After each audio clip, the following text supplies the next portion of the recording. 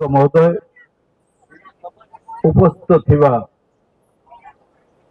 ए अंचल आपण मानकर अति प्रिय एवं गोविंदपुर निर्वाचन मंडल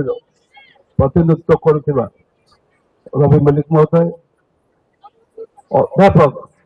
प्रोफेसर राधाकांत बारिक महोदय, दिलीप बाबू एवं नियाली स्कूल प्रधान शिक्षक महोदय जी की बर्तमान ब्लॉक शिक्षा विभाग अफिसर भाव अच्छा अन्य समस्त शिक्षक वृंद गुरुजन मान ए स्कूल पुरातन छात्र वर्तमान छात्र छात्री मान माँ मान विद्यालय सहित समस्त कथा तो कहीदेले रवि बाबू कहते समस्त कहते विद्यालय सहित मो इतिहास सहित मुझे परिमाण में मोर छाया दृष्टि रही मोर से समस्त इतिहास को मुझे मन पकई पारे। विद्यालय जो आरंभ है 65 मसीह आरंभ होता किंतु मिल ना सरकारी भाव में स्वीकृति मिल ना परीक्षा दबार स्वीकृति मिल ना जहाँ कहुच्छे से समय मोर बड़ भाई त्रिलोचन कानून 67 मसीह एमएलए पाई छिड़ा हेले एटिकार विधायक प्रार्थी भाव में कांग्रेस दल छिड़ा हेले मुझे बोर्ड स्कूल रे पढ़ुए कटक रोए निर्वाचन प्रक्रिया आरंभ होला बेले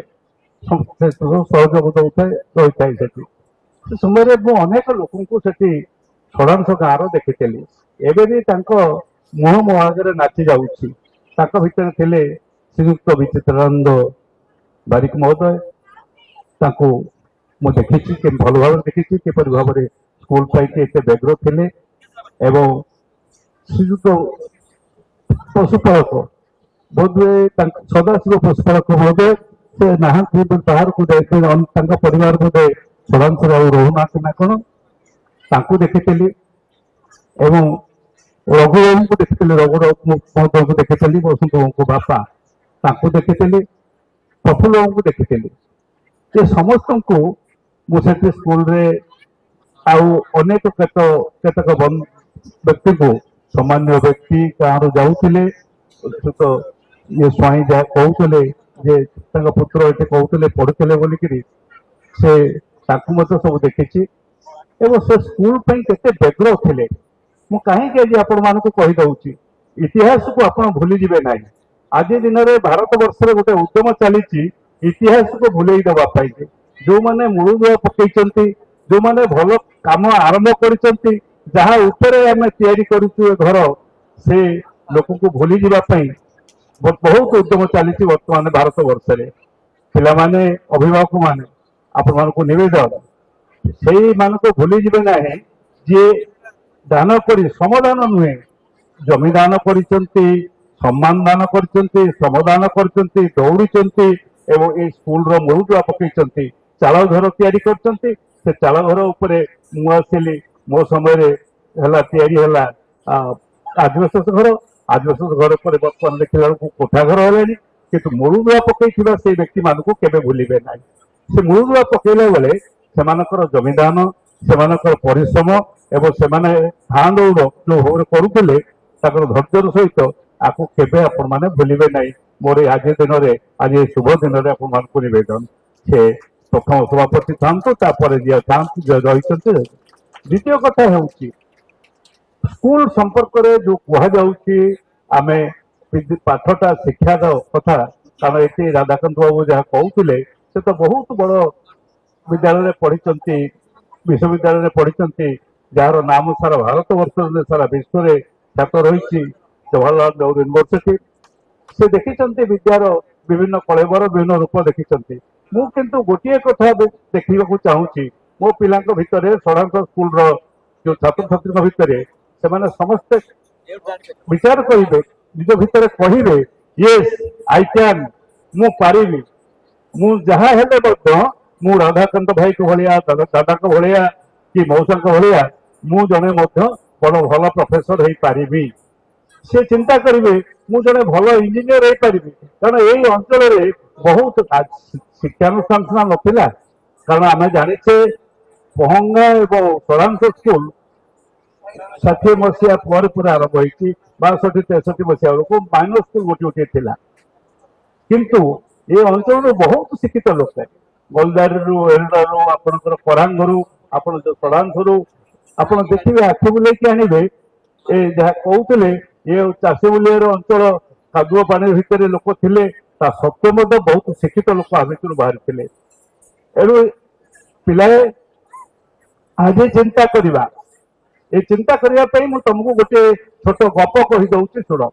ସେ ଗପଟି ହଉଛି ଯେ ଦି ଜଣ ଲୋକ ଯାଉଛନ୍ତି ତ୍ରିନାଥ ଗୋସାଇଁକି ଖୋଜିବା ପାଇଁ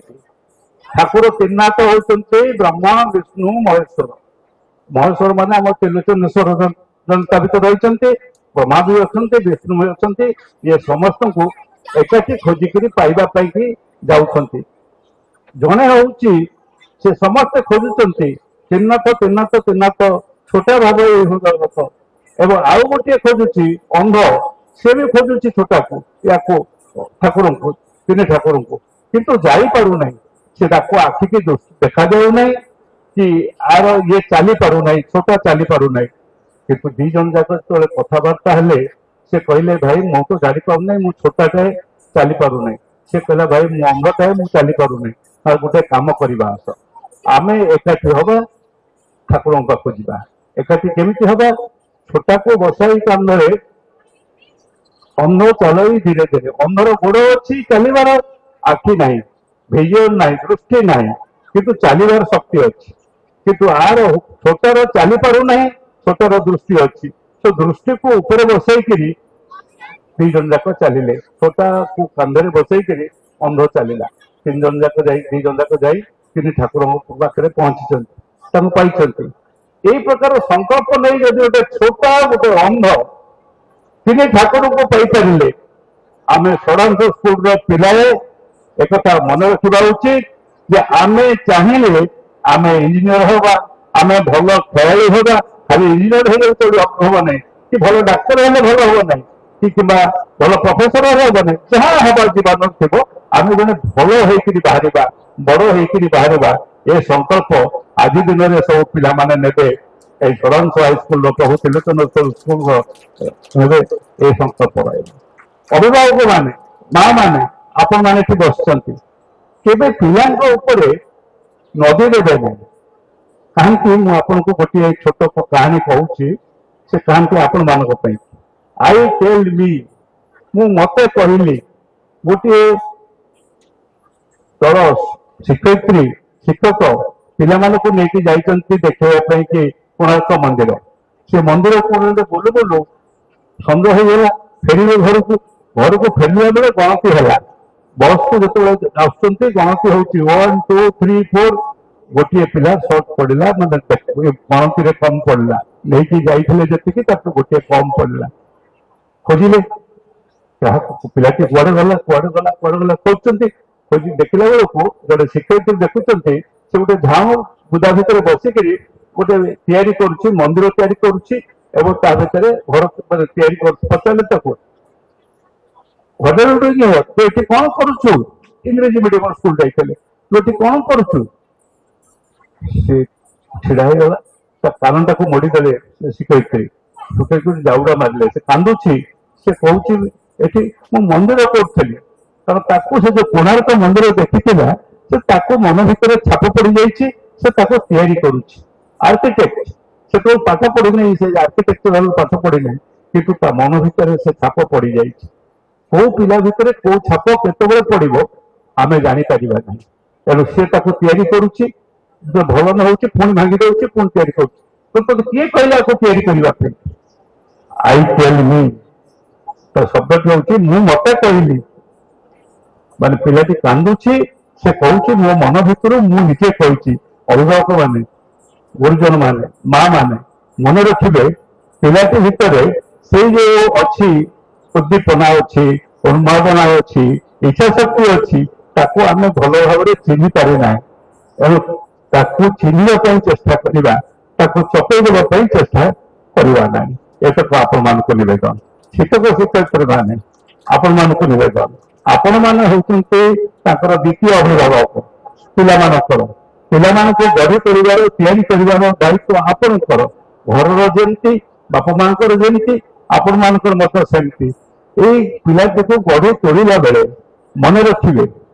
से गोटे गप आपण कही रखे ए पिला भितर कि शक्ति अच्छी गोटे गाँव रे गोटे पिला जन्म नहीं जाऊँ आगु गाई चरवाक जाए गाई चरवाक जाऊँगी गोटे जगह बसीगला देखला से गाँटा भीतर सब प्रकार खराब जमी राधा बाबू कहते खावा को नहीं कोलथ डाली मांडिया जाओ एमती अवस्था कहले आम गाँव अवस्था केवे सुधर से पिलाटी भावुची से गाँव अवस्था कौन सुधर ना जी से बाटर जाऊँ पचारे आज्ञा टे शुणे कि ये गाँव अवस्था कौन आम सुधर नहीं एटिके इलेक्ट्रिक लाइट आसो नहीं एटिके रास्ता हम नहीं एटी पाखे चिकित्सा केन्द्र स्वास्थ्य केन्द्र रही भल स्कूल हम नहीं एमती अनेक कथा पचारे समस्ते कहते समय आसिले हम पिलाटी सब चली जाते पिलाटी सेमती बसी थाए हठात जन आसिले बाबाजी आसिले पिलाटी धरला कहले आपण आज मत प्रश्न उत्तर नदेले जापर ना अटक रही सी कहले कौन बापा पचार से प्रश्न सामान प्रश्न ये आमर कौन किसी उन्नति हम ना भल हम ना कहला किए कहले हम ना ते किए कही हम ना बोली ना कहीं तो हो ना